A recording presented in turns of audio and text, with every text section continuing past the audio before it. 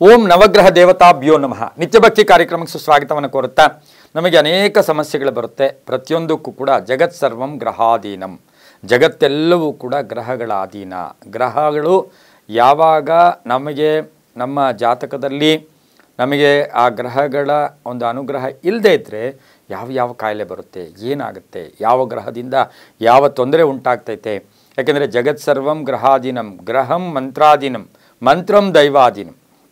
ಹಾಗಾಗಿ ಈ 9 ಗ್ರಹಗಳಲ್ಲಿ ನಮಗೆ ಯಾವ ಗ್ರಹದಿಂದ ಯಾವ ದೋಷ ಇರುತ್ತೆ, ಯಾವ ಗ್ರಹವನ್ನು ಪೂಜೆ ಮಾಡಬೇಕು, ಅದರಿಂದ ನಮಗೆ ಏನು ಫಲ ಸಿಗುತ್ತೆ. ನಮಗೆಲ್ಲೋ ಒಂದು ಕಡೆ ಅನಾರೋಗ್ಯ ಕಾಡ್ತಾ ಇರುತ್ತೆ, ಏನೇನೋ ಮಾಡೋಕ್ಕೆ ಹೋಗ್ತೀವಿ. ಅನಾರೋಗ್ಯ ಇದ್ದಾಗ ಏನು ಮಾಡಬೇಕು, ಆಸ್ತಿಯ ಕಲಹ ಇರ್ಬೋದು, ಮಕ್ಕಳ ತೊಂದರೆ ಇರ್ಬೋದು. ಇದು ಬಂದಾಗ ಯಾವ ಗ್ರಹದ ಒಂದು ಅನುಗ್ರಹವನ್ನು ನಾವು ಪಡಿಬೇಕಾಗಿರುತ್ತೆ ಅಂತಕ್ಕಂಥದ್ದನ್ನು ತಿಳ್ಕೊಬೇಕಾಗಿರುತ್ತೆ. ಇವತ್ತಿನ ದಿವಸ ನವಗ್ರಹಗಳ ಒಂದು ವಿಶೇಷವಾಗಿ ಪೂಜೆಯಿಂದ ಯಾವ ಫಲ ನೋಡೋಣ. ಪ್ರಥಮವಾಗಿ ಸೂರ್ಯ, ಜಗದ ಚಕ್ಷು, ರಾಜ, ಜಗದ ಈ ಒಂದು ಜಗತ್ತನ್ನು ಆಳ್ತಾ ಇರ್ತಕ್ಕಂಥ ಗ್ರಹರಾಜ ಅಂತೂ ಕೂಡ ನಾವು ಕರಿತೀವಿ. ಈ ಗ್ರಹರಾಜನನ್ನು ಬೆಳಗ್ಗೆ ನಮಸ್ಕಾರ ಮಾಡ್ಕೊಳ್ಳೋದು, ಪೂಜೆ ಮಾಡೋದ್ರಿಂದ ಅಥವಾ ದರ್ಶನ ಮಾಡೋದ್ರಿಂದ ಅನಾರೋಗ್ಯದಿಂದ ದೂರ ಆಗ್ತೀವಿ. ಆರೋಗ್ಯಂ ಭಾಸ್ಕರಾದಿಚ್ಛೇತ್ ಅಂತೀವಿ. ಹಾಗಾಗಿ ಸೂರ್ಯ ನಮಸ್ಕಾರ ಮಾಡೋದ್ರಿಂದ ಪ್ರತಿ ಆರೋಗ್ಯ ಸಮಸ್ಯೆ ಕೂಡ ಇತ್ಯರ್ಥ ಆಗುತ್ತೆ, ಅದು ಕೂಡ ಕಡಿಮೆ ಆಗುತ್ತೆ. ಇದು ಸೂರ್ಯ. ಇನ್ನು ಎರಡನೇದು ಚಂದ್ರಮ ಮನಸ್ಸೋ ಜಾತಃ. ಈ ಮನಸ್ಸಿರ್ಬೋದು, ಈ ದೇಹದಲ್ಲಿರ್ತಕ್ಕಂಥ ನೀರಿರ್ಬೋದು, ಈ ಒಂದು ಪ್ರತಿ ವಿಷಯದಲ್ಲೂ ಕೂಡ ಆ ಒಂದು ಚಂದ್ರನ ಅನುಗ್ರಹ ಇರುತ್ತೆ. ಹಾಗಾಗಿ ಚಂದ್ರನ ಪೂಜೆ ಮಾಡಿದ್ದೆ ಆದರೆ, ಚಂದ್ರ ದರ್ಶನ ಮಾಡಿಕೊಂಡಿದ್ದೆ ಆದರೆ, ಅಥವಾ ಚಂದ್ರ ಒಂದು ನವಗ್ರಹಗಳಲ್ಲಿ ಚಂದ್ರನನ್ನು ನಾವು ಅನುಗ್ರಹವನ್ನು ಪಡಿಬೇಕು ಅಂತ ಅಂದಿದ್ದೆ ಆದರೆ ನಮಗೆ ಮನೋಧೈರ್ಯ ಬರುತ್ತೆ, ಮನಸ್ಸಿನ ಧೈರ್ಯ ಬರುತ್ತೆ. ಜೊತೆಗೆ ಮಾನಸಿಕವಾಗಿ ಸದೃಢರಾಗ್ತೀವಿ ಚಂದ್ರನ ದರ್ಶನ ಮಾಡ್ಕೊಂಡಿದ್ದೆ ಆದರೆ ತುಂಬಾ ಒಳ್ಳೆಯದಾಗುತ್ತೆ. ಇನ್ನು ಮೂರನೆಯದು ಮಂಗಳ, ಕುಜ, ಅಂಗಾರಕ. ಈ ಕುಜನ ಅನುಗ್ರಹ ಪಡಿಬೇಕು ಅಂದರೆ ನಾವು ಕುಜನ ಪೂಜೆ ಮಾಡಿದ್ದೆ ಆದರೆ ಯಾವ ಒಂದು ಅನುಕೂಲಗಳು ನಮಗಾಗತ್ತೆ ಅಂದರೆ, ವಿವಾಹ ವಿಷಯಗಳಲ್ಲಿ ರಾಹುಕಾಟ ಇರ್ಬೋದು, ವಾಹನ ತೊಂದರೆ ಇರ್ಬೋದು, ವಿವಾಹ ವಿಷಯಗಳಿರ್ಬೋದು, ಕೋಪತಾಪಗಳಿರ್ಬೋದು, ಎಲ್ಲೋ ಒಂದು ಕಡೆ ಪ್ರತಿಯೊಬ್ಬರು ನಮ್ಮನ್ನು ಶತ್ರುಗಳಾಗಿ ನೋಡ್ತಾ ಇರ್ತಾರೆ. ಆ ಸಮಯದಲ್ಲಿ ನಾವು ಮಂಗಳನ ಪೂಜೆ ಮಾಡಬೇಕು, ಮಂಗಳನ ದರ್ಶನ ಮಾಡ್ಕೋಬೇಕು, ಮಂಗಳ ಸ್ತೋತ್ರ ಹೇಳ್ಕೊಂಡಿದ್ದೆ ಆದರೆ ನಮಗೆ ಕೋಪ ಕಡಿಮೆ ಆಗುತ್ತೆ. ಅಪಘಾತಗಳಿಂದ ಪದೇ ಅಪಘಾತ ಆಗ್ತಾ ಇರುತ್ತೆ. ಆವಾಗ ಮಂಗಳ ಗ್ರಹವನ್ನು ನಾವು ಪೂಜಾ ವಿಧಾನದಲ್ಲಿ ಮಾಡಿದ್ದೆ ಆದರೆ ತುಂಬಾ ಒಳ್ಳೆಯದಾಗುತ್ತೆ. ಇನ್ನು ಮುಂದಿನ ಗ್ರಹ ಬುಧ ಗ್ರಹ.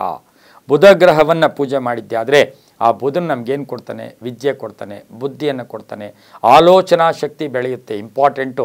ಇವತ್ತೆಲ್ಲ ಅವಘಡಗಳಿಗೂ ಕೂಡ ಆಲೋಚನೆ ಸರಿ ಇಲ್ಲದೆ ಇರ್ತಕ್ಕಂಥದ್ದು. ಆಲೋಚನಾ ಶಕ್ತಿ ಬೆಳೆಯುತ್ತೆ, ಬುದ್ಧಿ ಬೆಳೆಯುತ್ತೆ, ಜ್ಞಾನ ಬೆಳೆಯುತ್ತೆ ಬುಧ ಗ್ರಹವನ್ನು ನಾವು ಪೂಜೆ ಮಾಡಿದ್ದಾದರೆ. ಇನ್ನು 4ನೇ ಗ್ರಹ ನಾವು ಏನು ನಮ್ಮ ವಿಶೇಷವಾಗಿ ಗುರುಗ್ರಹವನ್ನು ಪೂಜೆ ಮಾಡಿದರೆ ಶುಭ ಕಾರ್ಯಗಳಾಗುತ್ತೆ, ಮನೆಯಲ್ಲಿ ಶುಭ ಕಾರ್ಯಗಳಾಗುತ್ತೆ, ಪೆಂಡಿಂಗ್ ಇರೋ ಕೆಲಸಗಳು ಕಂಪ್ಲೀಟ್ ಆಗುತ್ತೆ, ಗುರುವಿನ ಅನುಗ್ರಹ ಆಗುತ್ತೆ, ಕೆಲಸ ಕಾರ್ಯಗಳಲ್ಲಿ ಜಯ ಆಗುತ್ತೆ.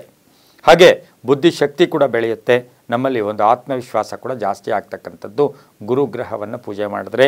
ಇನ್ನು ಶುಕ್ರ ಗ್ರಹವನ್ನು ಪೂಜೆ ಮಾಡ್ಕೊಂಡಿದ್ದೆ ಆದರೆ ನಮಗೆ ಸಂಸಾರದಲ್ಲಿ ಸುಖ ಇರುತ್ತೆ, ವಿವಾಹ ವಿಷಯಗಳಲ್ಲಿ ಒಳ್ಳೆಯದಾಗುತ್ತೆ, ಗಂಡ ಹೆಂಡತಿಯರಲ್ಲಿ ಪ್ರೀತಿ ಇರುತ್ತೆ, ಮಕ್ಕಳ ಅನುಗ್ರಹ ಆಗ್ತಕ್ಕಂಥದ್ದು, ಮನೆಯಲ್ಲಿ ಸಂತೋಷವಾಗಿರ್ತಕ್ಕಂಥದ್ದು. ಸಿನಿಮಾ ರಂಗ ಇರ್ಬೋದು, ಶಿಕ್ಷಕರಿರ್ಬೋದು, ಸಮಾಜ ಸೇವೆಯಲ್ಲಿ ತೊಡಗಿರ್ತಕ್ಕಂಥವ್ರಿಗೆ ಶುಕ್ರನ ಪೂಜೆ ಮಾಡಿಕೊಂಡ್ರೆ ತುಂಬಾ ಒಳ್ಳೆಯದಾಗುತ್ತೆ. ಇನ್ನು ಶನಿಯ ಪೂಜೆ ಮಾಡಿಕೊಂಡ್ರೆ ದೀರ್ಘಾಯಸ್ಸು ಬೆಳೆಯುತ್ತೆ. ಆಯಸ್ಕಾರಕ ಆಗಿರ್ತಕ್ಕಂಥವನು ಶನಿ ಇರ್ತಾನೆ. ಶನಿಯ ದರ್ಶನ, ಎಳ್ಳೆಣ್ಣೆ ಪೂಜೆ ಅಥವಾ ಎಳ್ಳೆಣ್ಣೆಯನ್ನು ಅರ್ಪಣೆ ಮಾಡೋದು. ಎಳ್ಳನ್ನು ಅರ್ಪಣೆ ಮಾಡಿದ್ರೆ ದೀರ್ಘಾಯಸ್ಸು ಸಿಗುತ್ತೆ, ಆಯಸ್ಸು ವೃದ್ಧಿ ಆಗುತ್ತೆ, ಆತ್ಮವಿಶ್ವಾಸ ಗಟ್ಟಿಯಾಗುತ್ತೆ. ಇನ್ನು ರಾಹುವಿನ ಪೂಜೆ ಮಾಡಿಕೊಂಡ್ರೆ ಕೋರ್ಟ್ ಕೇಸ್ಗಳಲ್ಲಿ ಜಯ ಆಗುತ್ತೆ, ವಾಹನ ಅಪಘಾತಗಳು ಕಡಿಮೆ ಆಗುತ್ತೆ, ಎಲ್ಲೋ ಒಂದು ಕಡೆ ಒಂದು ಧೈರ್ಯ ಕೂಡ ಬರ್ತಕ್ಕಂಥ ಸಾಧ್ಯತೆ ರಾಹು ಪೂಜೆ. ಇನ್ನು ಕಡೆಯದಾಗಿರ್ತಕ್ಕಂಥ ಕೇತು ಪೂಜೆ ಮಾಡಿಕೊಂಡ್ರೆ ಮಾನಸಿಕವಾಗಿ ಸದೃಢತೆ, ಶಾಂತಿ ನೆಲೆಸುತ್ತೆ, ಮುಕ್ತಿ ಸಿಗುತ್ತೆ, ಸಂಪತ್ತು ಸಿಗುತ್ತೆ, ತಾಳ್ಮೆ ಬರ್ತಕ್ಕಂಥ ಸಾಧ್ಯತೆ ಇರುತ್ತೆ. ಈ ರೀತಿ ನವಗ್ರಹ ಪೂಜೆಗಳನ್ನು ಮಾಡಿಕೊಂಡಾಗ ಭಾಳಷ್ಟು ಒಳ್ಳೆಯದಾಗುತ್ತೆ. ಎಲ್ಲವೂ ನಂಬಿಕೆಯ ಆಧಾರದಲ್ಲಿ ಅಂತ ಹೇಳ್ತಾ, ಸರ್ವೇ ಜನ ಸುಖಿನೋ ಭವಂತು, ಸಮಸ್ತ ಸನ್ಮಂಗಳಾನಿ ಭವಂತು.